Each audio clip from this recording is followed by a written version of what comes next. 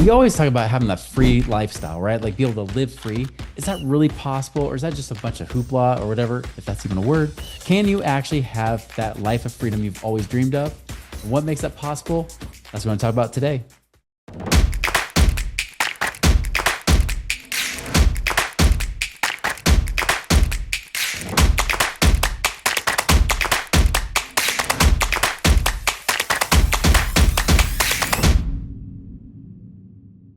Hello, my fellow Ripplers. This is Chris Miles, your cash flow expert and anti-financial advisor. This show is for you. You've worked so freaking hard for your money, and you're now ready for that money to start working harder for you today.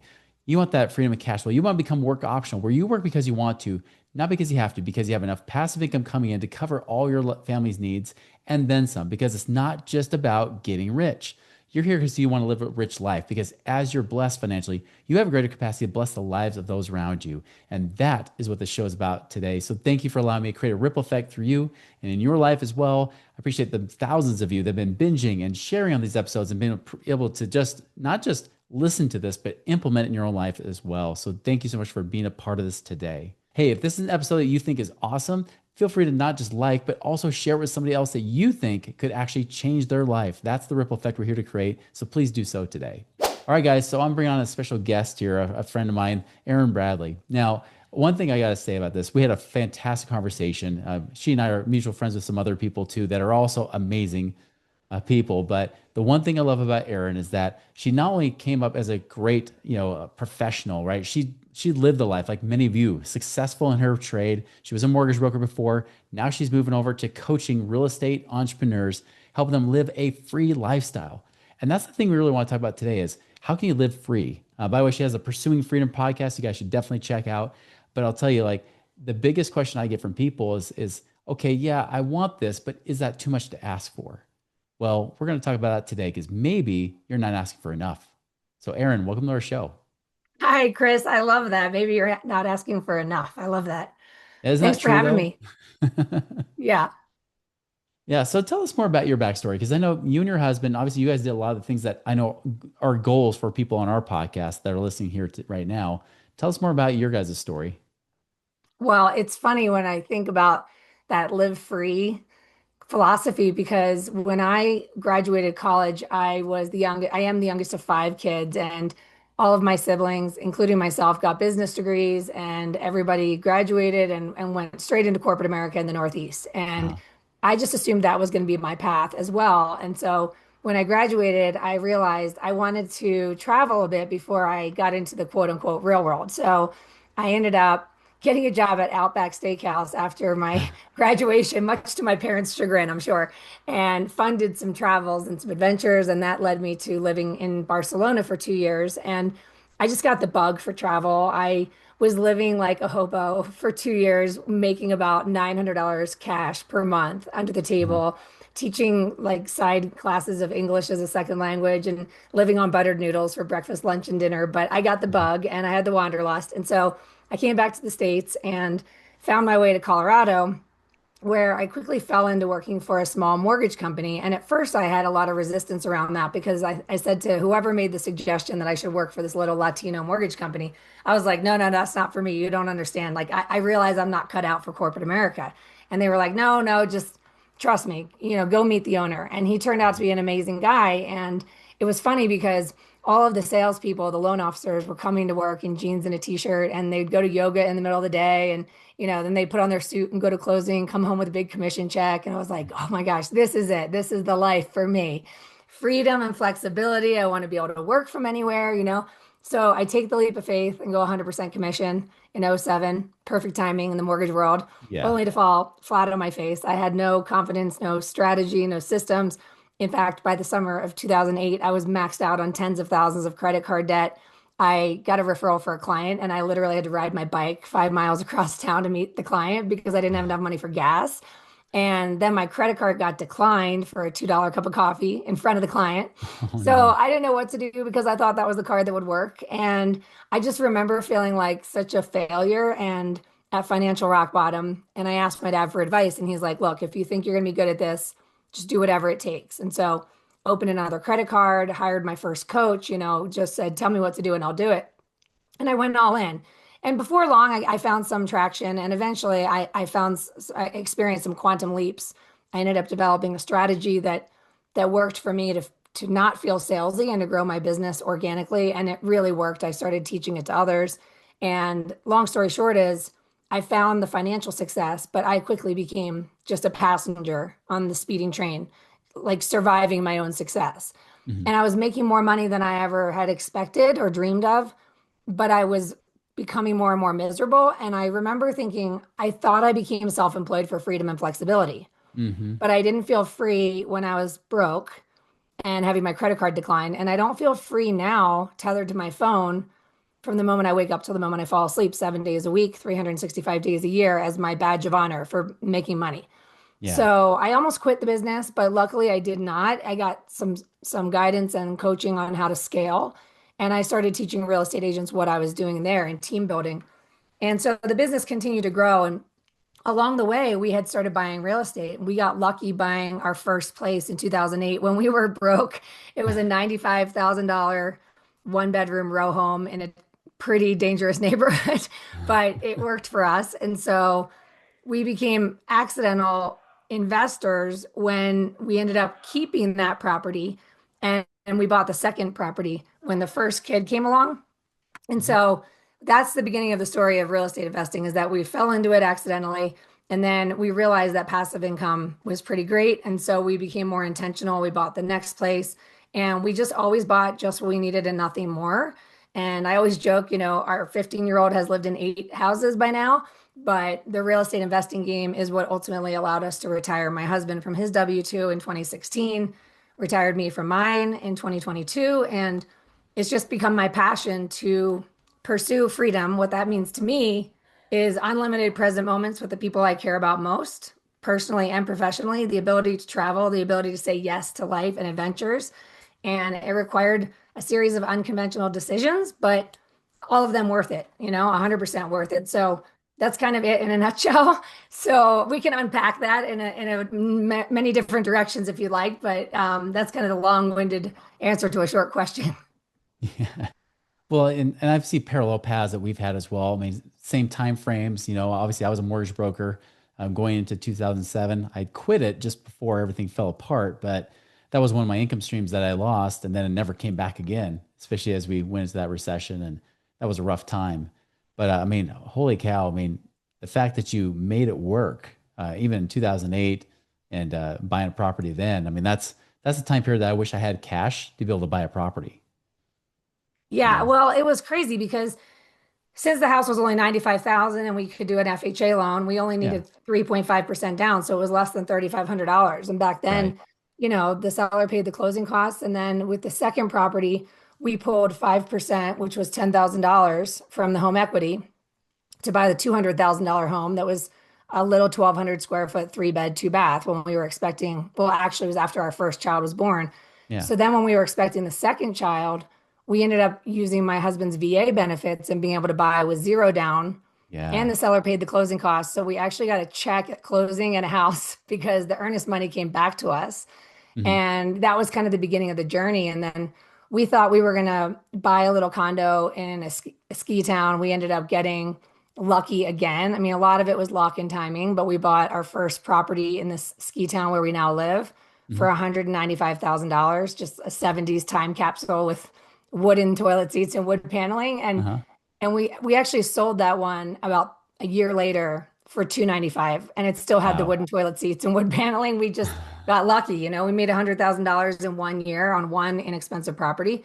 And that was kind of the beginning. From there, we went on to buy and sell some properties. We did some out of state Airbnbs. And listen, it hasn't been a straight line. So Mhm. let's be real. Like, we've had some knock it out of the park, home runs, and we've had some base hits, and we've had some failures. Like, we've lost money, we've gained some, but ultimately it's just money in motion, and it's a tool. Like, the money becomes a tool to say yes to life. And so it allowed us to move to that to the ski town we live in now, which was a big leap of faith and the best decision ever. And we rented out our primary residence in Winter Park, Colorado, when we went on a 6-month RV road trip and homeschooled during COVID. And Mhm. it was very desirable at the time for people to get out of the city. So that was cash flowing like $7,000 a month to fund Yeah. our adventures, so we really looked at it as I don't want to wait until someday to Hmm. live the life I've always imagined. I genuinely live by the motto, if not now, when.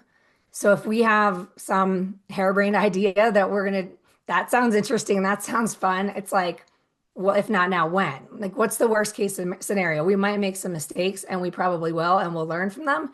But I'm not gonna play small and I'm not gonna postpone living the life of my dreams because we don't know how much time we've got. Yeah. And not to be morbid, but that's the truth, and I've experienced a lot of loss in my life, a lot of sudden loss, a lot of loss when I was young, and I genuinely feel that we've got to grab life big and make it one big fun adventure. Yeah. Well, imagine how different your life would have been if you would have said, you know what, I need to set and forget my money. I'm just going to lock it up in some 401k or something like that. I mean, you would have had a very different life, wouldn't you? Yes, and I'm sure a lot of people hear my story and think that sounds like a nightmare. Like some people don't want to rent out their house, but I mean, we did it all. We turned our basement into a lock off, so we had, we did the house hacking. Hmm. When we first moved up to Winter Park, we rented out our primary in Denver. And again, a lot of people aren't willing to do that. Like, oh, I don't want people sleeping in my bed. I'm like, well, I sleep in hotel rooms and Airbnbs all the time. Like, I don't even think about it.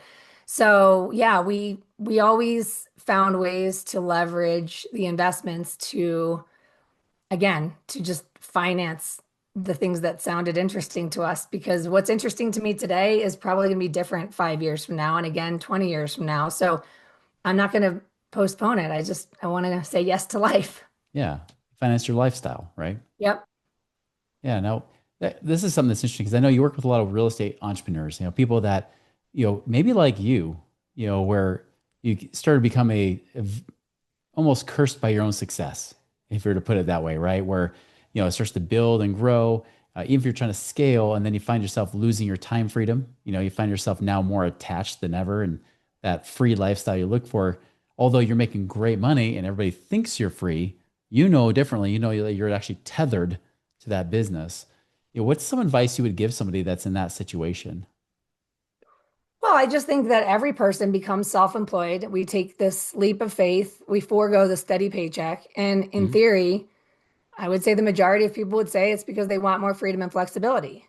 And then Yeah. we start out and we don't know what we're capable of. So we have a lot of fear and uncertainty.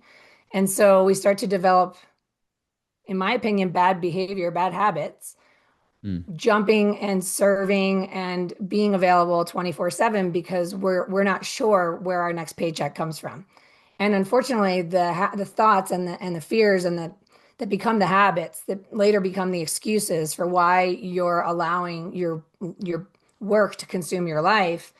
It's all stemmed from this outdated programming, these fears that were developed at a different time in your life. So once you have proof of concept, once you've been closing transactions and people are trusting you and you're learning to be, have expertise in what you do, it's time to create a stronger foundation, because otherwise it's like building a house on a faulty foundation. You're just Mm. throwing stuff against the wall to see what sticks. Eventually stuff sticks, but if you continue to build it, like it's going to start to implode.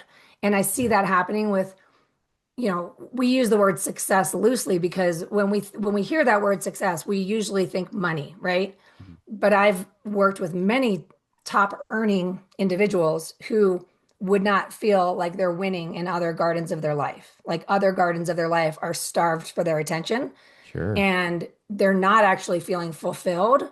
And I've even seen people either suck it up and survive because they feel lucky to be making the money and convince themselves they're fine when they're not. And behind closed doors, I've had grown men and women in tears because they're struggling to figure out how to not play small, which is the second option. I see people shrink their Mhm. goals. Like, I'm better off earning less. I'm better off with less. So I'll play small to avoid the pain of burnout. But truthfully, the only option, in my opinion, is to scale. I think we're here to grow and expand. And Mhm. if we put a solid foundation in place, which is just systems and support, like you're no longer the bottleneck, which means you become limitless. Because we're not limitless when it comes to our time or our Yeah. energy or our enthusiasm, but we are limitless in our potential. The Mhm. possibilities are limitless. So we need to kind of remove the lid, which is us as the bottleneck, and create that stronger foundation so we can build the skyscraper and it can be way more fun. So that's really what I specialize in now is helping agents and lenders not suck it up, not convince yourself to settle for less or play small, and really rewrite those old, outdated narratives that were founded in fear before you knew what you were capable of. And so we kind of do what I call uproot the garden. Like we're going to uproot everything and then we're going to evaluate what's working for us. What do we want to see in the future of our business so we can design it, knowing what we know now. And then anything we want to eliminate, we just figure out whether it's a system, whether it's somebody, or whether it just needs to go altogether. So that way we get excited to run towards our future rather than just focusing on what we're running from. Where the vision pulls you, as Steve Jobs says, right? Yes. Right. Yes. If you've been following this podcast, you're probably looking for great ways to create passive income right now, right? Well, we got you covered here with Central Lending. Central Lending specializes in alternative investments that actually are designed to create steady returns and long-term financial security for you and your family. Now, they prioritize transparency. They love, building those strong relationships, giving you that confidence and peace of mind, knowing that you have your money working harder for you, so you don't have to work so hard for that money. You want to learn more how to do that? Go to centrallending.com and check out what they've got today to create your passive income and wealth creation right now. That's So amazing. much more fun. So much more fun. Yeah. What would you say is like some of the biggest objections you hear from lenders and real estate agents, people like that? Like, what are the biggest objections they have to breaking out of that self-employed and doing something? Because I know you talk to people, they all think that the ideal is, oh, it's great having other people helping out, systems, processes, people, things like that that help out. But on the other hand, I know that they're also scared to death. What do you usually see as your biggest objections there? Well, you just said it, scared to death, right? There's Yeah, a lot of different fears. What is it going to cost me? Well, what is it costing you not to? yeah, Right? Or what if somebody else drops the ball? You're already dropping the ball. You're holding way too many balls and they're dropping all over you. And the thing is that I've heard that saying that, some balls are made of rubber and some are made of glass. mm, And we can drop the ball in our business and we can see it bounce back. But if you drop the ball on your family and your health and it shatters, sometimes it can never come back to what it once was. And it's really just honoring the priorities that you claim are important to you. And so we just do the work. Like, are your actions reflecting your priorities? yeah. Are you in alignment? We did this, we did this little thing that I heard at a conference not too long ago. And I brought it into one of the coaching calls where you rate yourself on a scale of 1 to 10 in integrity to others. So how good are you at honoring commitments, showing up to appointments, things like that, trying to be on time? And most people were 9 or 10 in integrity to others. But when I say, how good are you in your integrity? How would you rate yourself in integrity to yourself on a scale of 1 to 10? And people cancel on themselves all the time. They have Huh. great intentions, they have big dreams, they say they're going to do certain things, and then they claim that they got distracted, they got interrupted, there's not enough hours in the day. But it's ultimately just lack of integrity to ourselves. And I think we're all so wired to want to please others and to not let people down that we will give from an empty well to be in integrity to others without realizing what we're doing to ourselves. And so at the end of the day, it's just getting intimate with those fears, getting intimate with those stories and evaluating, are they even true? Because I learned that the more I fired myself from things that I don't enjoy anymore, even if I used to, the more the business could grow. And it was terrifying. Of course, it was terrifying. I had all the same fears. Turns out that they were all wrong.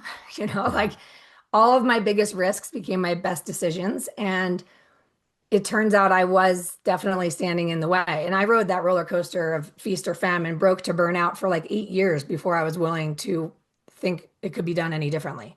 So, Yeah. I mean, yeah, it's just helping people to unpack, what are you saying yes to knowingly and unknowingly? What are the boxes that you're checking, the appointments you're saying yes to, the unchecked boxes, the things that you would do if you had more time? All of that is on the table to be evaluated. And we just really just dissect it all, choose the things that we feel are yes, and build around that. And it looks different for everybody. What's an example of somebody where they did start to say yes to themselves and their not only did their life start turning around, maybe their happiness, but also maybe even their business too. Do you have a situation like that? Oh, yeah. I mean, I've seen it where people come to me telling me they have to work 7 days a week. And it's like, Wow. when you went 100% commission, did you turn to your loved ones and say, you know what, I really hope? I really hope that from this point forward, I can never take a day off, never take a vacation where I'm not checking my phone and work 7 days a week, 365 days for the rest of my life. Is that what you said? No, you said freedom and flexibility. So what's the story there on why you say you have to? Like, says who? And so the first thing we do is we start building out better schedules with Mhm. boundaries. And what people find is that they become better professionals and that they've been living an illusion that they're doing their very best, running on fumes in a perpetual state of exhaustion, distracted, preoccupied. We think we're doing our very best, but we could be doing so much better if we're rested, clear-headed, focused, energized, right? So And those are true. the kinds of people that we want to work with. Like we want to hire the professional that can give us their full attention. We don't want to hire the person who's multitasking their way through the meeting, right? Yeah. And so it's really just it starts with awareness. Like it it develops out of fear. We don't know it's happening until it's suddenly consuming us. And at the end of the day, we became self-employed because we wanted to be our own boss. So we need to have good systems and a schedule because would you trust someone that hires you that doesn't tell you what time to come to work and what's expected of you? And then you expect a paycheck in return for showing up to work on time and doing that work, right? Yeah. So, like, would you trust yourself as a Mhm. business owner? And if you don't have a schedule and you can't recite your recipe for success, your formula, and you're not resting and taking care of yourself, you're not operating like the highest level professional that your clients deserve. It's an illusion.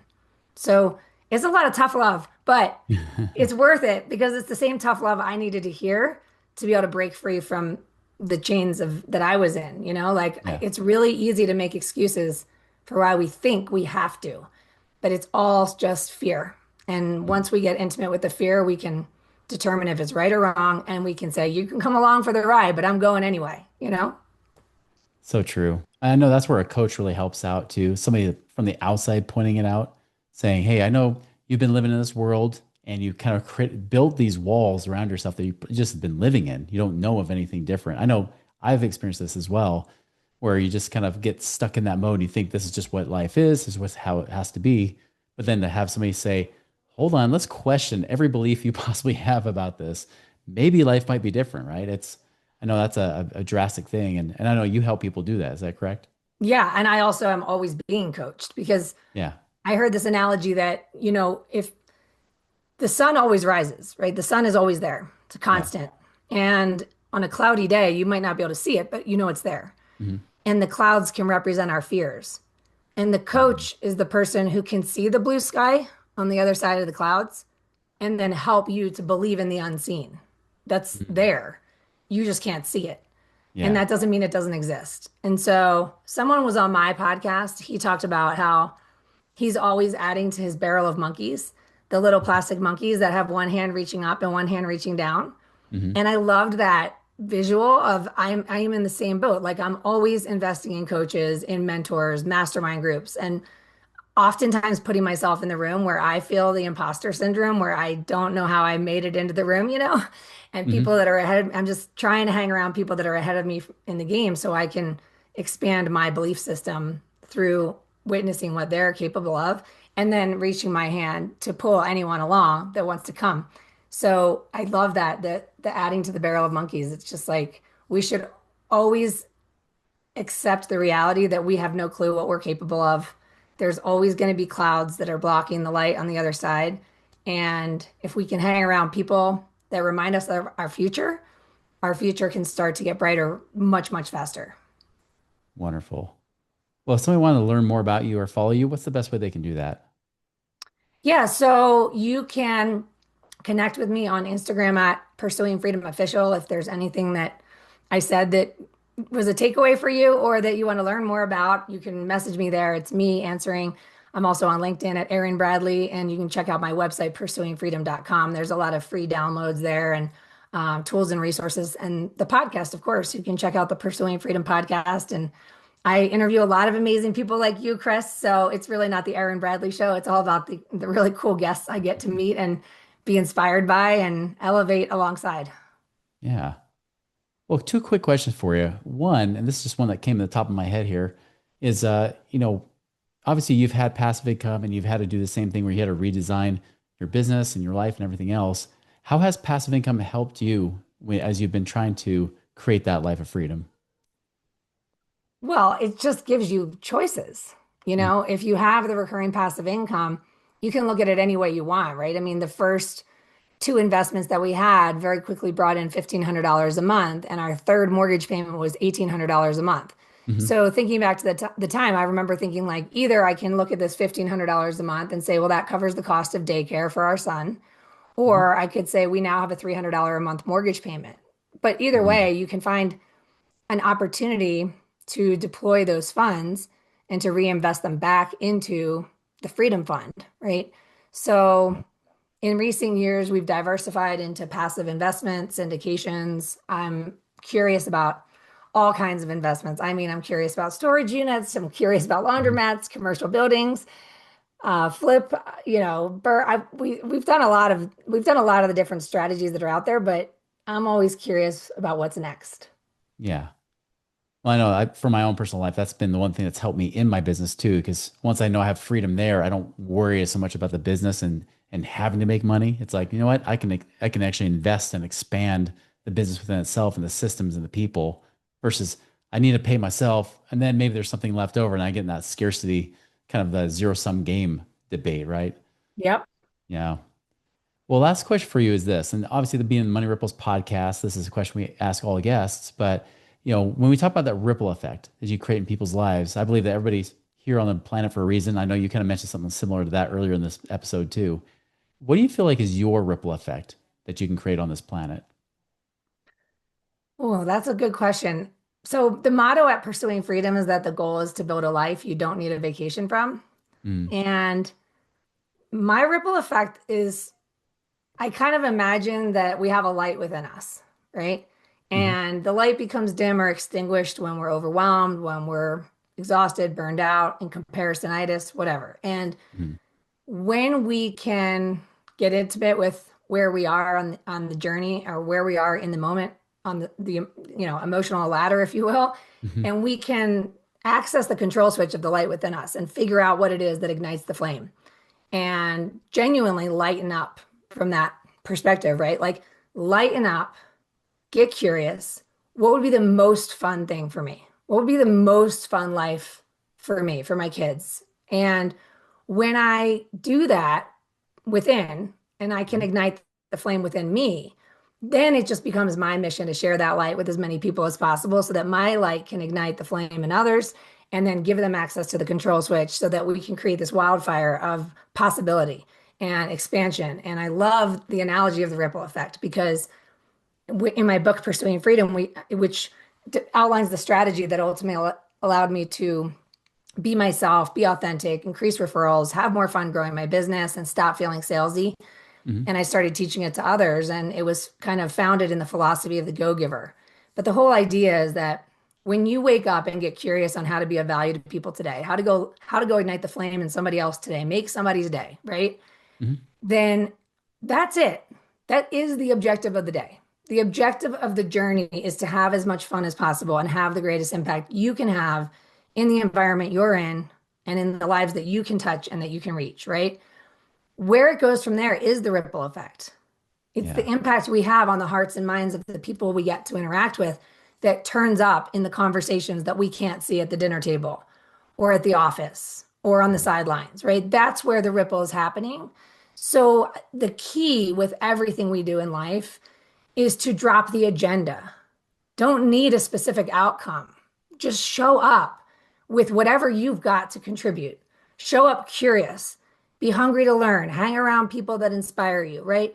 And Mhm. then go inspire somebody with whatever you're learning. That is where the ripple effect happens. And I just love it. It means that it doesn't need to feel scripted. I don't have to have it all figured out. I can chase joy. I can chase contribution. I can chase fun and fulfillment and love. And I can have faith that the money shows up as the byproduct of the contribution. It's just a lighter way to live. It's easier, it's more fun, and it ripples out in the best way possible.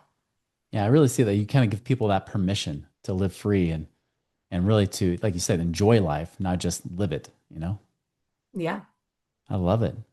Well, Erin, thank you so much for joining us today. This has been a pleasure and such an important message, I think, for all of us, right? I mean, no matter how successful any one of us thinks we are, I think we can always up level our game of how we live that ideal life. And I really appreciate you creating that ripple effect in people's lives to do so. I appreciate you too. Thank you so much for having me today. Absolutely. Everybody, hey, be sure to follow Erin. Like we said, we'll put her Instagram as well as her LinkedIn in the show notes for you guys so you can follow her.